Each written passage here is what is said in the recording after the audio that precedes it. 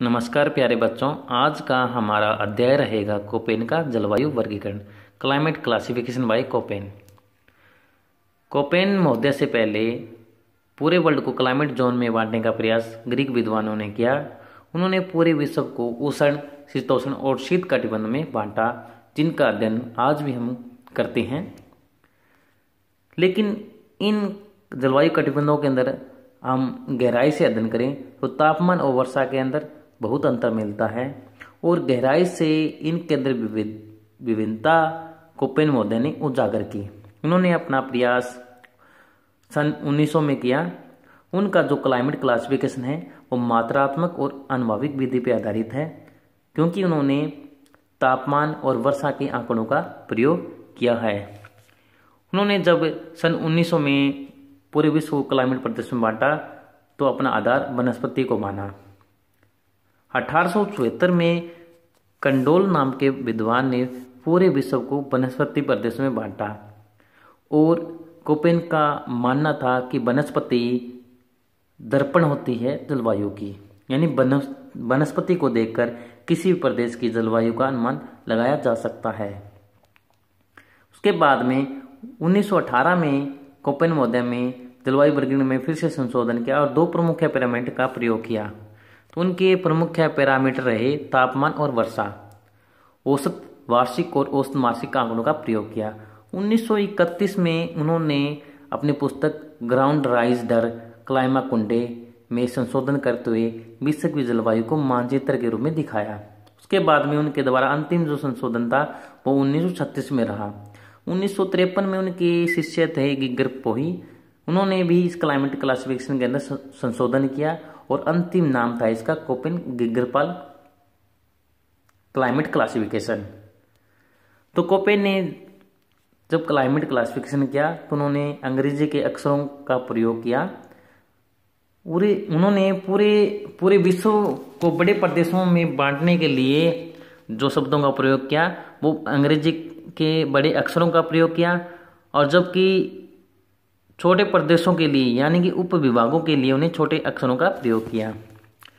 सबसे पहले अंग्रेजी के अक्षर ए के लिए उन्होंने उष्णकटिबंधीय आर्द्र जलवायु को दर्शाया, बी के लिए उन्होंने शुष्क जलवायु को दर्शाया, सी में मध्य तापीय जलवायु को दर्शाया, डी के रूप में उन्होंने अल्प तापीय जलवायु प्रदेश को दर्शाया, और ई के अंदर ध्रुवीय जलवायु को दर्शाया। उन्होंने पूरे वर्ल्ड के अंदर जहां भी एक दर्शाया है तो एक अर्थ होता है वहां उष्णकटिबंधीय जलवायु मिलती है।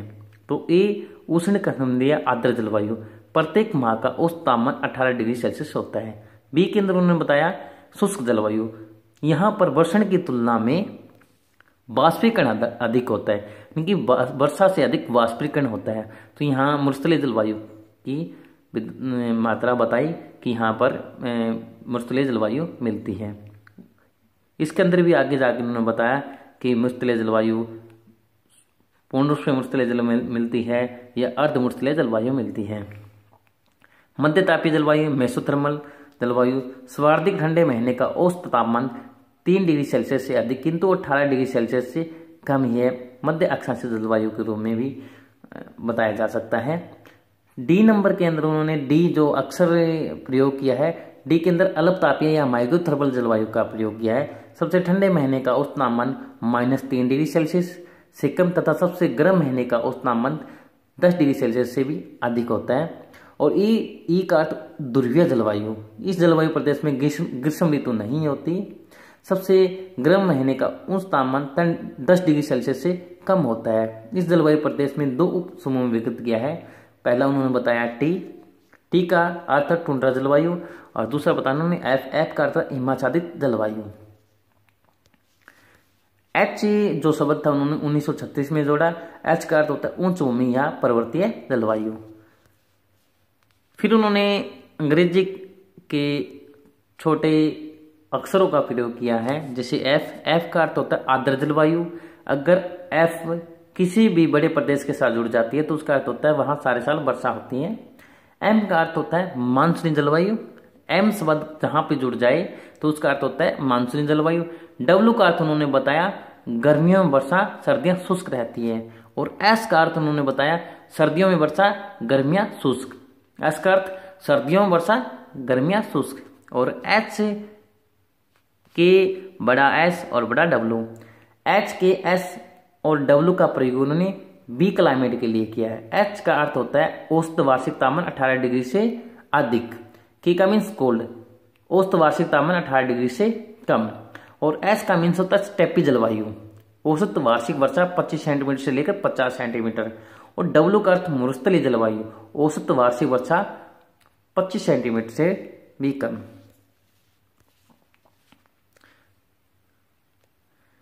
फिर उन्होंने बड़े जो क्लाइमेट प्रदेश थे जिन्होंने अंग्रेजी के बड़े अक्षरों के द्वारा दर्शाया, उनके भी उप विभाग किए, और जिनको उन्होंने छोटे अक्षरों का प्रयोग करते हुए छोटे भूभागों का भी अध्ययन किया। तो छोटे जो भाग रहे क्लाइमेट के, पहले ए का अर्थ होता है उष्ण कटिबंधीय आर्द्र जलवायु। ए के अंदर उन्होंने एफ, एएम और एडब्ल्यू दिखाया। उन्होंने एफ, एएम और एडब्ल्यू। ए का अर्थ हम कोपेनिक अनुसार उष्ण कटिबंधीय जलवायु, एफ का अर्थ सारा साल वर्षा की भूमध्य रेखीय वर्षावन या गर्मियां होती है, सभी ऋतुओं में वर्षा होती है। उसके बाद में एएम, ए का उष्ण कटिबंधीय जलवायु, एम का अर्थ मानसूनी जलवायु, तो भूमध्य रेखीय मानसूनी जलवायु। उसी प्रकार से ए मीन्स उष्ण कटिबंधीय जलवायु, डब्ल्यू का अर्थ बताया कि गर्मियों में वर्षा, सर्दियां शुष्क, तो इसे भूमध्य रेखीय सामान्य जलवायु, यहाँ शीत ऋतु शुष्क रहती है, गर्मियों में वर्षा होती है। एडब्ल्यू कोपेनिक के अनुसार ए, एफ और एएम जलवायु के मध्य मिलती है। बी के अंदर बी शुष्क जलवायु, बी के अंदर उन्होंने बी एस और बी डब्ल्यू बताया। बी एस का अर्थ होता है स्टेपी जलवायु, और उन्होंने उसको दो छोटे भाग बताए हैं, बी एस के जहां तापमान 18 डिग्री से कम मिले, बी एस एच जहां तापमान 18 डिग्री से अधिक मिले, बी डब्ल्यू का अर्थ होता है मरुस्थलीय जलवायु, जहां 25 सेंटीमीटर से कम वर्षा मिलती है। इसके भी दो उपभाग बताएं, पहला बी डब्ल्यू के यानी कि जहां 18 डिग्री से अधिक तापमान मिले, बी डब्ल्यू एच मीन्स जहां 18 डिग्री से अधिक तापमान मिले। तो इस प्रकार का जो ये जो मरुस्थल मिलते हैं, एच ये उष्ण मरुस्थल मिलते हैं, बी डब्ल्यू के ये ठंडे मरुस्थल मिलते हैं जैसे गोबी का मरुस्थल। इसी प्रकार से सी मध्य तापीय जलवायु, मेसोथर्मल क्लाइमेट के रूप में उन्होंने बताया। इसके आगे भी 3 भागों में इसे विभक्त किया है, पहला सीएफ, सीएस और सीडब्ल्यू। सी का अर्थ होता है मध्य तापीय, एफ का मध्य तापीय या मध्य अक्षांशीय भी हम इसको कह सकते हैं। तो सीएफ, एफ का अर्थ है फुल रेनफॉल, पश्चिमी यूरोप तुल्य जलवायु, यानी कि ये यूरोप के पश्चिमी भागों में विद्यमान है।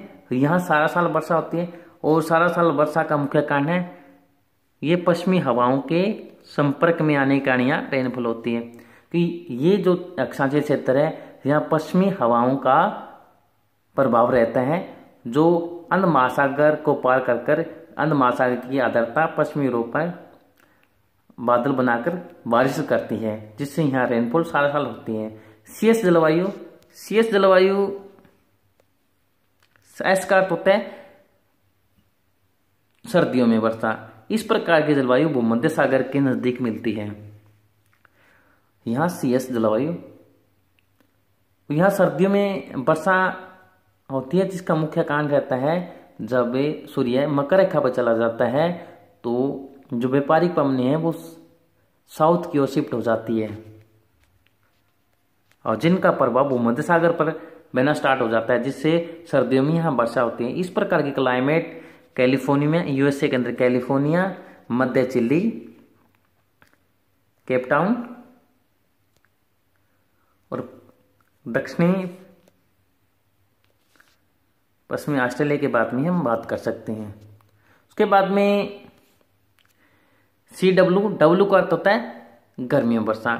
इस प्रकार की क्लाइमेट चाइना के अंदर मिलती है सबसे ज्यादा विस्तार, इसलिए इसे चीन तुल्य जलवायु भी कहते हैं।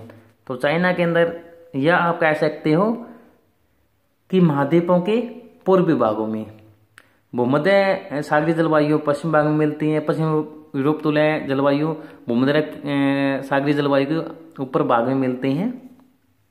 ये भूमध्य सागरीय जलवायु, ये पश्चिमी यूरोप तुल्य जलवायु है, ये चाइना तुल्य जलवायु है।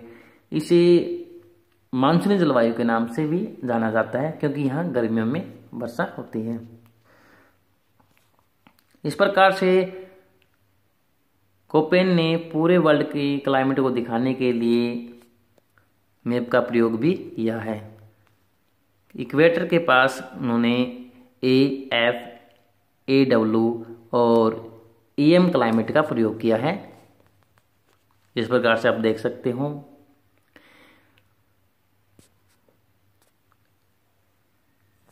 उपोष्ण कटिबंध के अंदर आप BW यानी मृस्थलीय जलवायु देख सकते हो। इसी प्रकार से मध्य अक्षांशों के अंदर आप C क्लाइमेट का प्रयोग देख सकते हो, CF, CS, CW। और ध्रुवों के पास के अंदर DW, DF का प्रयोग किया है। और ध्रुवों के पास E और EF। E मीन्स ध्रुवीय जलवायु यानी कि जहां पर तापमान कम मिलता है। तो इस प्रकार के जो भाग है, उत्तरी अमेरिका, साइबेरिया क्षेत्र, ग्रीनलैंड। डी जलवायु, डी अल्पतापीय जलवायु, ये मिलती है 40 डिग्री अक्षांश से लेकर 70 डिग्री अक्षांश के बीच में। तो इस प्रकार से 40 डिग्री से लेकर 70 डिग्री अक्षांश के मध्य डी क्लाइमेट का विस्तार मिलता है।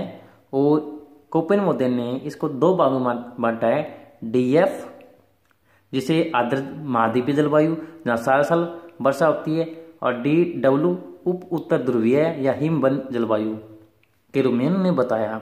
इसी प्रकार के ई जलवायु ध्रुवीय जलवायु जिसे शीत जलवायु भी कहा जाता है। इसके उन्होंने दो पार्ट बताए। AT का अर्थ होता है टुंड्रा जलवायु, और EF का अर्थ होता है हिमाच्छादित जलवायु। इस प्रकार का विस्तार ध्रुवीय क्षेत्रों में मिलता है। इस प्रकार से हम देख सकते हैं